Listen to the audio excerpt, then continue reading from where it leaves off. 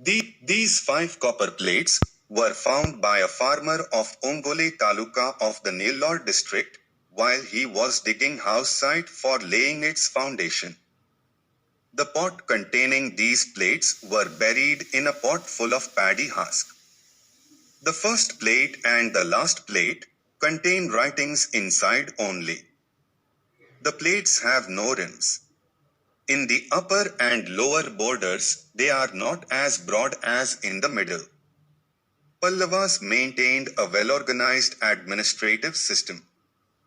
Pallava state was divided into Kottams. Again, Kottam was administered by officers appointed by the king. The king was at the center of administration, in which he was assisted by able ministers. He was the fountain of justice. He maintained a well-trained army. He provided land grants to the temples known as Devadhana and also to the Brahmans known as Brahmadeya.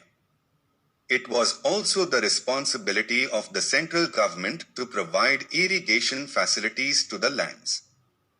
Pallavas carried out extensive development work for the welfare of their subjects. Several irrigation tanks were dug.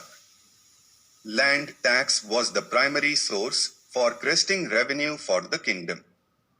Lands owned Brahmadeya and Devadhanas were exempted from tax, while traders and artisans paid taxes.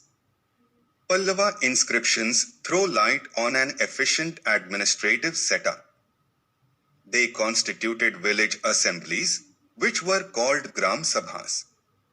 They recorded ownership of all cultivated lands within their kingdom and also looked after cultural and religious affairs.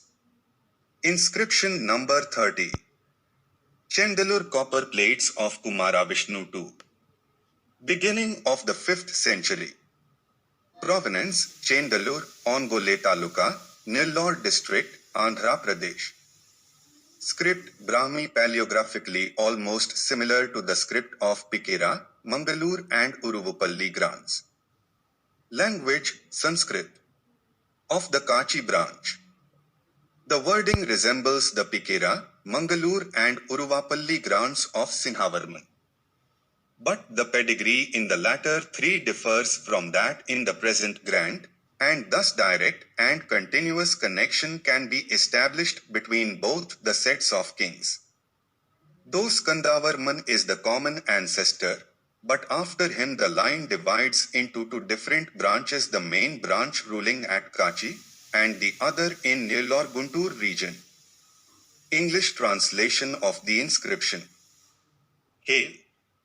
Victory has been achieved by Bhagavan. Hail!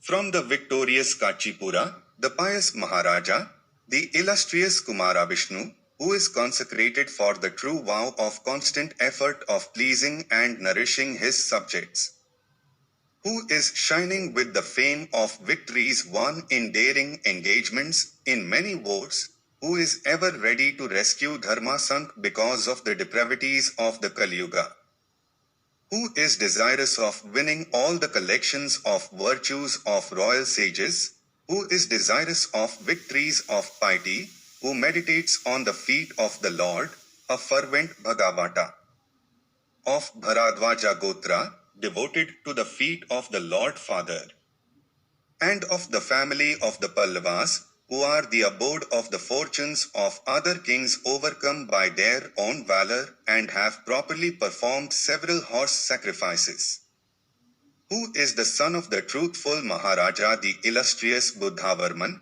of immeasurable personality, who had caused to be produced all the blessings through devotion to the Lord, who had the collection of qualities emulating those of the primeval kings, the grandson of Maharaja Shri Kumaravishnu of truthful spirit, the 5th Lokapala among the Lokapalas.